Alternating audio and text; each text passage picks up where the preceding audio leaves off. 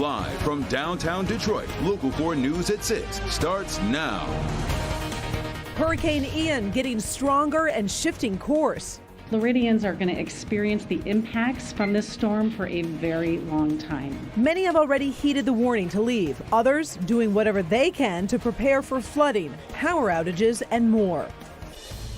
A live look now at Fort Myers as one of the many beaches along Florida's Gulf Coast that are now deserted. Hundreds of thousands of people have hopped on the freeways, including I-75, to head north or head to the opposite side of the state. Hundreds of thousands are under a mandatory evacuation order, and police officers in Tampa and other cities are going door to door to make sure everyone is aware of it.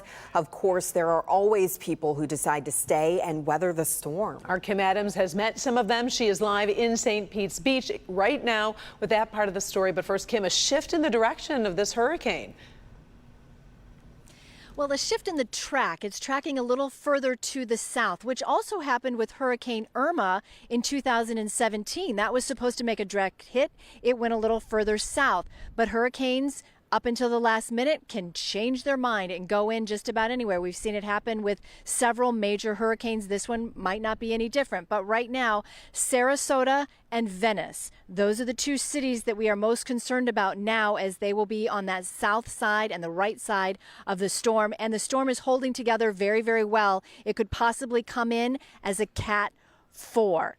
They have extended the warning now, the hurricane warning, down a little further south. I know a lot of you have family and friends in Naples. That hurricane warning now extends all the way down to Marco Island. As you can see here on this map, Fort Myers in the direct path of this hurricane, and again on that south side of it.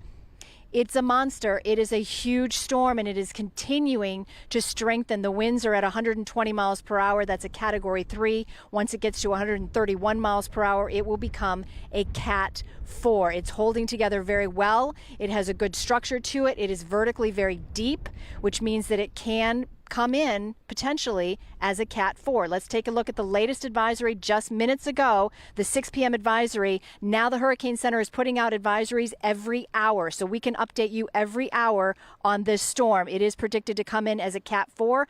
We'll start feeling tropical storm force winds within the next several hours, and then by tomorrow morning, those hurricane force winds will start to approach and expected to make landfall sometime tomorrow evening at this point, but that can always change as it speeds up and slows down. The west coast of Florida, certainly the most concerning, but the east coast not out of the woods as this holds together very well. There are now tropical storm warnings on the east side of the state as well. In fact, those tropical storm warnings now go all the way up into parts of Georgia and South Carolina by the weekend.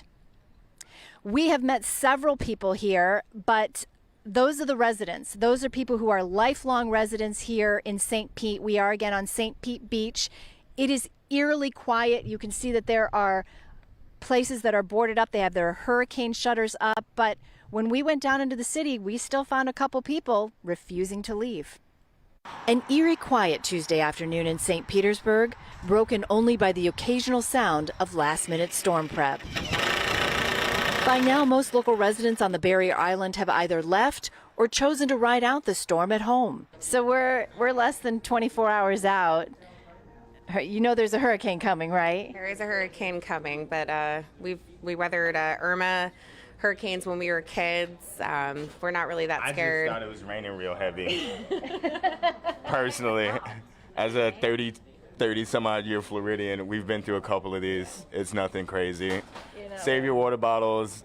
Don't do anything stupid. Despite living in Tampa for 4 seasons as the assistant coach for the Tampa Bay Lightning, Red Wings coach Derek Lalonde said today he's still not used to the reality. Yeah, well, my family's in the same boat, obviously, so it's a little scary. And coming from Tampa, we this time of year, it's a reality of living in Tampa. And usually, I laugh all the time. We get these, and everyone calls me, you know, are you guys okay? And the worst we get is a broken branch out front. But to evacuate, this is real. They're usually it's just kind of the way of life there for them to have to evacuate. So actually my family's coming up north now, which I'm excited about, but obviously very scary. The last direct hit to Tampa Bay was over 100 years ago in 1921. In 2017, Hurricane Irma, a Category 5 storm, turned south at the last minute. Lifelong residents have a theory why they keep dodging a bullet. So it's kind of like an old wives' tale. We all grew up being told that, because Pinellas County is founded off of native burial grounds, that there's like this protection. And so we kind of think that the reason why we've been so blessed with not having like a direct hit in 300 and something years, always going north or south, is due to that. Well, and there might be something to that because, again, the track has just shifted and it is predicted to go a little south. I just talked to a few news crews, including the NBC crews, who have now, they went to Bradenton, they went to Sarasota. They are now asking to leave those areas and come back to Tampa, where officials feel it is a bit safer in Tampa. That's a shift from yesterday. We have stayed in Tampa, but certainly Bradenton, Sarasota, Venice, Fort Myer. Tomorrow we will be headed down that way when Hurricane Ian arrives. All right, well, please be careful out there. We do appreciate your reports, Kim. Stay safe. NBC Nightly News will be continuing coverage of Hurricane Ian. Al Roker keeps you up to date on any changes in Ian's path and the timeline for landfall, plus more on the evacuations, the potential storm surge, and how hard Cuba is getting hit. That's all coming up at 6:30. 2 people are in custody tonight after an undercover Michigan State trooper is shot in Detroit. It happened around 1:30 this morning near an apartment complex on Riverview Street. Police say the officer was working undercover, tracking someone suspected of dealing narcotics. That's when the target of the investigation fired at the trooper from an apartment building. The area was locked down. Later, MSP tracked a car to the Romulus area and took 2 people into custody. At last check, that trooper is in stable condition. A Detroit judge's job is on the line tonight. The Judicial Tenure Commission taking the first step of recommending she be removed over a litany of alleged misconduct. Sean Lay live with the JTC's findings. And Sean, we should point out this is a recommendation, not a final decision. Correct. Only the state Supreme Court can remove a judge, but we're talking about 36th District Court Judge Kalila Davis, been on the bench at 36th District Court since 2017. The Judicial Tenure Commission, you mentioned, investigating her for a very long time for misconduct. Their findings finally in, finding that she is unfit to serve as judge in their opinion. Tonight we're getting reaction from the chief judge at 36th District Court. The allegations are stunning. It makes you take pause.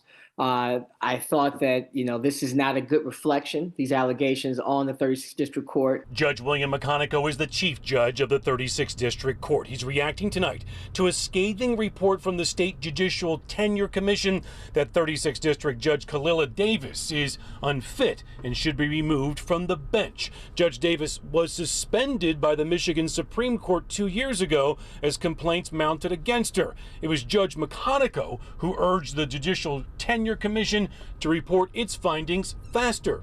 I've personally, this is not a secret, I contacted the JTC over a year ago saying that the citizens are without a judge here. We have judges who are doing Judge Davis's docket. We're having to bring in visiting judges. It's not fair to even Judge Davis that this is languishing. She's been investigated for close to 5 years. But now, here are just a few of the findings by the commission about Judge Davis, that she was often late or didn't show up at all. She did not use a court reporter, meaning there was often no official record being kept. She recorded a hearing on her cell phone and apparently used her status as judge to try to park in handicapped spaces. These charges are not endemic or this is not the norm, and that's not what you're receiving at 36th District Court. And that's just some of the findings from the Judicial Tenure Commission. We'll post them all, their entire findings, on our website, clickondetroit.com. Judge McConico, he points out this all may be for naught. The state Supreme Court can only remove a judge, as we mentioned. They just got the findings yesterday. Judge Davis, she is done on the bench, even though she's even under suspension at the end of this year. So this may be for naught. She's not running for re-election. We're live tonight. Sean Lay, Local 4, back to you. Either way, an interesting case for sure. All right, thank you, Sean. A Detroit man charged in connection to a fire that injured several firefighters will go to trial. That decision was made in court today for Anthony Fields. Police say he set fire to a home on West Hollywood in July, then took off. The home collapsed, trapping several Detroit firefighters. Fields is facing 8 counts of arson. He's already entered a not guilty plea. He's expected back in court in 1 week. All right, so we know getting enough sleep is very important for our health, but a new study shows when you shortchange your sleep, the effect is even farther reaching than many people think. And for more on what researchers found, we're joined by Dr. Frank McGeorge. And Doc, they said that they found that immune system was impacted by all of this, right? Yeah, actually, that's exactly what the study found. Basically, the study found even missing an hour and a half of sleep every night for several weeks increased the amount of inflammation in volunteers. Basically, the researchers had 14 people sleep for the recommended 7.5 hours a night, and then they did blood tests for immune cell function, and they compared the immune cell function in the same people when they only slept for 6 hours a night, 90 minutes less, essentially. And they found when people didn't get as much sleep, they actually had increased level of immune cells along with evidence of increased inflammatory activity. So then how do you know that it's bad? Because I would think then your immune system's working and that's right. good. No? Well, you're right. I mean, if you have an infection, you definitely want your immune system on point, doing its best job. But so it can be a good thing in that case. Basically, your immune system is always behaving like you have an infection. You have a problem, though, because essentially it's in overdrive. Ultimately, the excess inflammation essentially wears down your body, causing autoimmune diseases, and it contributes to other long-term problems like cardiovascular disease. Okay, and I have another question for you. What if you generally get a good night's sleep, but every once in a while you don't? How does that impact you? Well, so this study wasn't able to specifically answer that question. So we don't know exactly how much sleep you need to miss or how often it needs to happen to see the problem. But there's actually other research suggesting even short periods of poor sleep can produce a lasting effect, even when you try to make up for it, like sleeping in on the weekend. Here's the fact. Poor sleep is just a fact of modern day life, and we need to stop treating it like it's something that's expendable or thinking that it's a waste of time, because in fact, sleep is something that is essential to our health. Right, rejuvenates us and lets us heal too. Yep. All right, thank you, Doc. Thank you.